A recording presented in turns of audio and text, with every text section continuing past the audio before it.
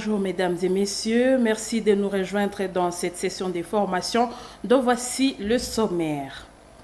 Assassinat de l'artiste et musicien Delcat Idengo, une vive indignation dans l'est de la RDC.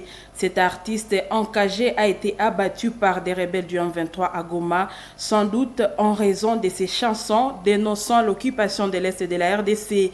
Ce rescapé des massacres de Beni, qui avait perdu toute sa famille, s'était fait connaître pour ses textes révolutionnaires.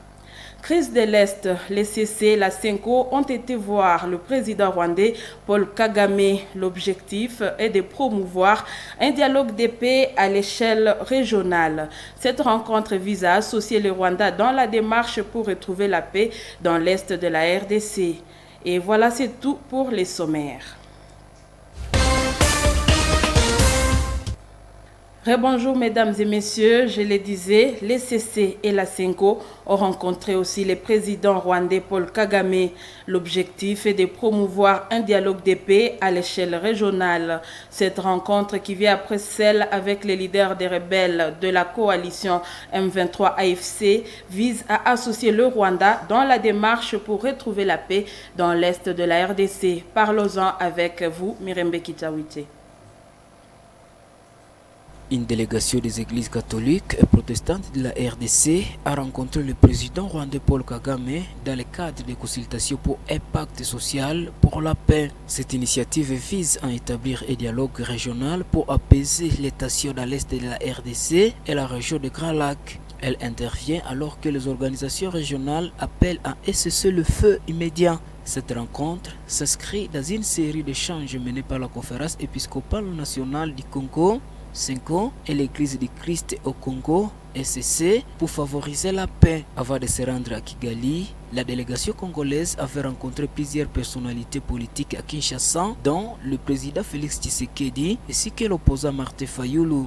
Le 12 février, il s'était rendu à Goma pour discuter avec Corneille Nangaa, coordonnateur de l'AFC M23, plaidant pour cesser le feu, la réouverture des infrastructures stratégiques et un couloir humanitaire. Les religieux insistent sur leur rôle de facilitateurs en proposant un cadre de dialogue sans imposer des solutions. Leur ambition est de créer les conditions d'une paix durable, de vivre ensemble harmonieux en République démocratique du Congo et dans la région de Grand Lac. Leur initiative intervient alors que les chefs d'État de l'EAC et de la SADC, réunis le 8 février à Dar es Salaam, ont adopté une position commune demandant et cesser le feu immédiat à RDC.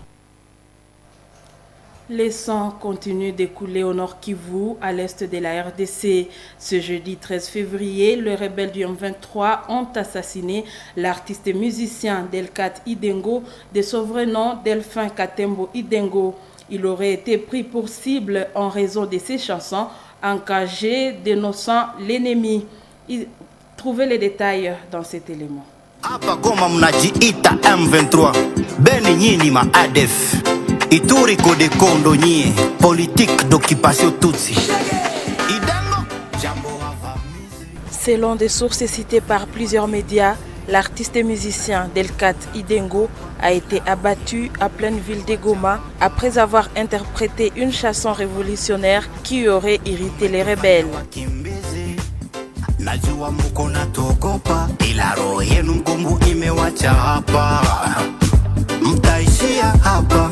Kisekedi aliwadanganya. Mtaishia hapa. Originaire de Beni, Delcat Idengo était un artiste engagé. Il avait déjà été arrêté à Goma pour sa participation à une marche contre la MONUSCO. Peu avant son interpellation, il avait été invité sur Moto TV dans l'émission Motozik où il s'exprimait librement sur la situation sécuritaire du pays. Nilijirefere kwa batu wenye banaweza kufungiwa jua kutetea haki, uhuru, kusema ingie huku kwetu. Nasema un guerrier n'a pas peur de la prison ni de la mort. Guerrier ni mtu mwenye anakuwa tayari saa yote kupigana vita. Et puis un guerrier ni mtu mwenye hakuwa na marankini, ni mtu mwenye anakuwa na roho nzuri. Donc il est plus que l'amour. Sa mort a profondément bouleversé la population de l'Est qui n'a toujours pas retrouvé la paix. À Beni, des habitants en colère sont descendus dans les rues pour manifester contre ces crimes et réclamer justice.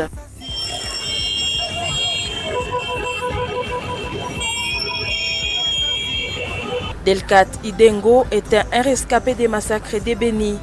Sa famille entière avait été décimée sous ses yeux, un drame qui l'avait poussé à s'engager dans la musique révolutionnaire. À travers ses chansons, il dénonçait les failles de la gouvernance congolaise et l'agression rwandaise, ce qui lui avait valu plusieurs séjours en prison. Cette fois, ce combat lui a coûté la vie.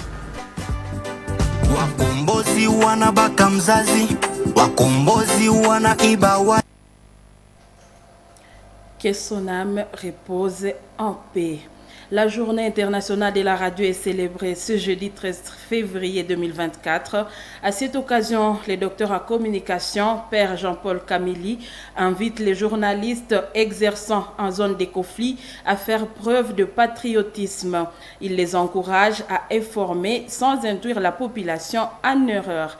Les détails avec vous, Eugénie Moussibiroa et Mirembeki Chawiti. Rencontré en marge de cette journée, cet enseignant en communication rappelle que la radio joue un rôle fondamental dans la société. Elle forme, éduque et divertit tout en étant un outil essentiel de cohésion sociale, surtout en période de crise. Et la radio est vraiment plongée dans toutes ces situations-là. C'est pour cela que nous saluons en passant les programmes des radios locales qui diversifient les émissions pour la formation humaine, la formation sociale.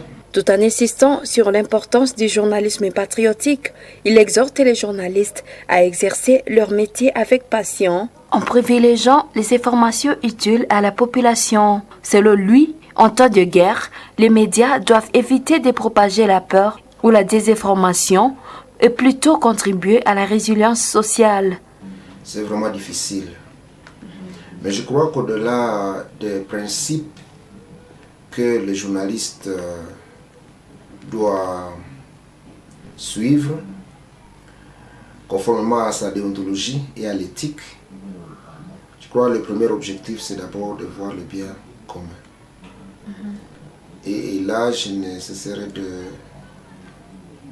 faire allusion à ce que moi j'appelle le journalisme patriotique, c'est-à-dire voir qu'est-ce qui est bon pour la population, qu'est-ce qui est pertinent et intéressant pour le bien de la population. Au moment de la guerre, il y a toutes les situations et c'est le moment des idéologies. Et les gens ont toujours des idéologies par rapport à leurs intérêts individuels et parfois ce sont des personnes fortes qui font cela. Mais je crois que les journalistes doivent dépasser ses passions pour être aux côtés du peuple. Face aux nombreux défis sécuritaires et professionnels que rencontrent les journalistes en zone de conflit, le docteur Camilly appelle les organisations de défense des médias à renforcer leur protection. Il souligne la nécessité de garantir un cadre de travail sécurisé et de fournir des informations adaptées aux risques du terrain. Et la protection des journalistes. Il est vrai, les journalistes aussi, ils travaillent pour le pays.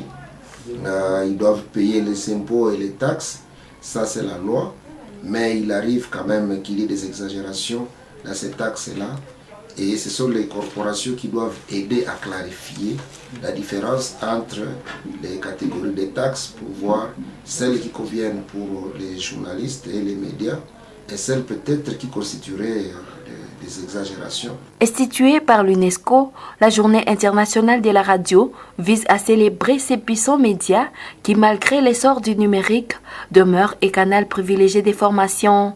C'est également une occasion de promouvoir la liberté d'expression et de sensibiliser sur les conditions de travail des professionnels de l'information à travers le monde. Le Parlement européen a adopté jeudi 13 février une résolution condamnant l'implication militaire du Rwanda en République démocratique du Congo. Sur 495 députés votants, 443 ont soutenu la résolution, tandis que 4 s'y sont opposés, voulais-je dire, et 48 se sont abstenus. Ces votes, bien que symboliques, marquent une prise de position forte de l'Europe face à la crise sécuritaire en RDC. Le point avec Mirembe Kitawite. Selon le député français Thierry Mariani, cette résolution reconnaît officiellement l'agression du Rwanda contre la RDC.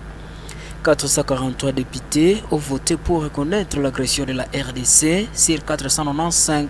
Pendant ce temps, 4 s'y sont opposés et 48 se sont abstenus.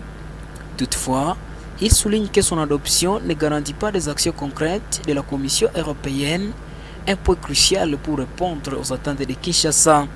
Dans la foulée, 3 eurodéputés ont appelé à un embargo immédiat sur les minerais exportés par le Rwanda, estimant que leur provenance est entachée par le conflit à RDC.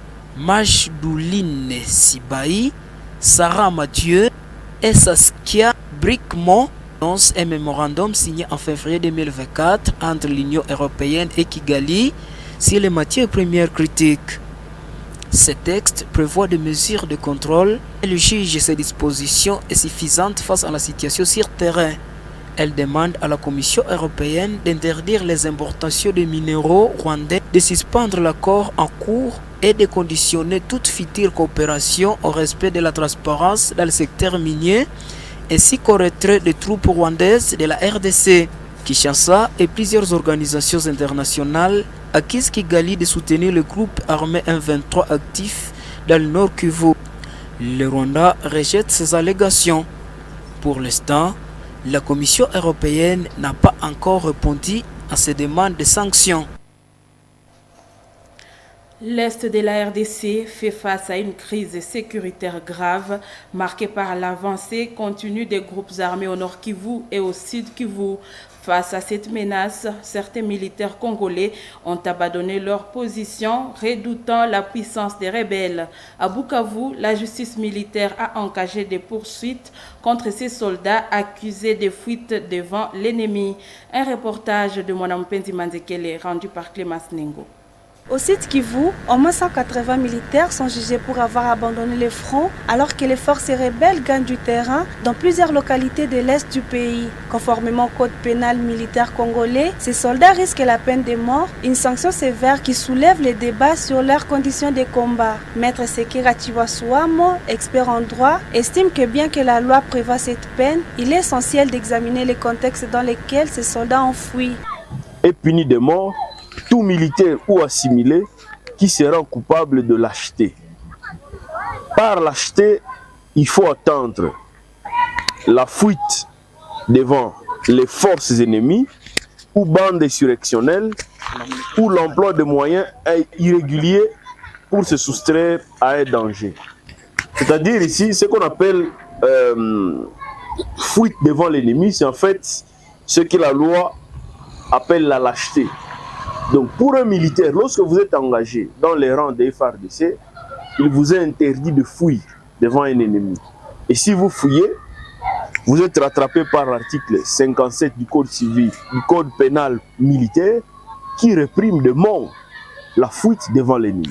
Selon cette analyse, l'armée congolaise souffre d'un manque criant de moyens avec une prise en charge insuffisante des soldats sur le terrain. Les mauvaises conditions de vie et les retards de paiement des soldes minent le moral des troupes. Il plaide pour une révalorisation salariale pour les soldats en première ligne contre les M23 AFC, groupe rebelle soutenu par le Rwanda. L'argent du pays, c'est notre argent. L'argent du pays doit être affecté aux problèmes du pays. Le problème prioritaire dans ce pays, c'est la sécurité. Comment est-ce que la sécurité peut être la priorité et on donne à un militaire moins de $100? C'est comme le sacrifier, ce n'est pas normal. Et nous ne devons pas rendre les militaires coupables de notre propre irresponsabilité. Et là, moi, j'estime que la personne à qui il faut poser la question, c'est l'autorité budgétaire. Nous sommes en train de mourir. Nous mourons parce que d'une part, il y a l'irresponsabilité de nos députés qui font le budget et qui n'affectent pas l'argent en fonction des priorités du pays. La priorité, c'est la sécurité, mais le militaire est maltraité. Ça ne se comprend pas. Et nous, quand on vient ici, on les applaudit. Ce n'est pas normal. La population doit aussi être exigeante à ce niveau-là. Pendant ces temps, les affrontements se poursuivent au sud Kivu. Selon plusieurs sources locales, les rebelles auraient déjà atteint le centre de Calais, accentuant la pression sur les forces armées congolaises et les populations civiles. Le procès opposant la République démocratique du Congo au Rwanda devant la Cour africaine de droits de l'homme et de peuple se poursuivit à Arusha, Tanzanie. Les échanges portaient sur la compétence de la Cour à juger cette affaire avec des positions divergentes entre les deux États. La Cour a pris l'affaire à délibérer et a donné 8 jours aux parties pour soumettre leurs arguments avant de rendre sa décision. Faisons le point avec vous, Luciana Moussivero. Lors de l'audience, les avocats rwandais ont soutenu que la requête congolaise était irrécevable, arguant qu'elle repose sur des informations médiatiques et que d'autres recours judiciaires régionaux n'avaient pas été épuisés. Ils ont également demandé la suspension de la procédure en attendant le verdict de la Cour de la justice de l'Afrique de l'Est sur une autre contentieux entre les deux pays. De son côté, la RDC a insisté sur les crimes commis sur son territoire et a exhorté la Cour à reconnaître sa compétence pour juger les violations des droits de l'homme attribuées au Rwanda.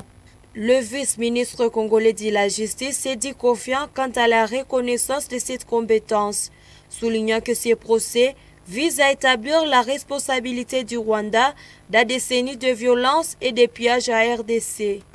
Le procès entre la République démocratique du Congo et le Rwanda devant la Cour africaine des droits de l'homme et du peuple s'est poursuivi le 13 février 2025 à Arusha, Tanzanie. La Cour a mis à l'affaire à délibérer après avoir attendu les arguments de deux parties sur sa compétence à juger ces dossiers. Kinshasa et Kigali ont 8 jours pour déposer leur plaidoirie avant que la Cour ne prenne une décision. Lors de l'audience, les avocats rwandais ont soutenu que la requête congolaise était prématurée car d'autres instances régionales et internationales n'avaient pas encore été saisies. Ils ont aussi contesté la fiabilité des preuves présentées par la RDC, estimant qu'elles reposent en grande partie sur des sources médiatiques. En conséquence, Kigali a demandé la suspension du dossier en attendant le verdict de la Cour de justice de l'Afrique de l'Est dans une affaire similaire. De son côté, la RDC a insisté sur les crimes commis sur ce territoire, demandant à la Cour de ne pas fragiliser son rôle en refusant d'examiner l'affaire. Le vice-ministre de la Justice, Samuel Mbemba, s'est dit convaincu que la Cour reconnaîtra sa compétence et permettra l'examen du fond du dossier où les preuves de violation des droits humains seront analysées. Ce procès, qui se distingue de celui tenu en septembre 2024 devant la Cour de justice de l'EAC, vise à établir les responsabilités dans les agressions et exactions subies par la population congolaise depuis plusieurs décennies.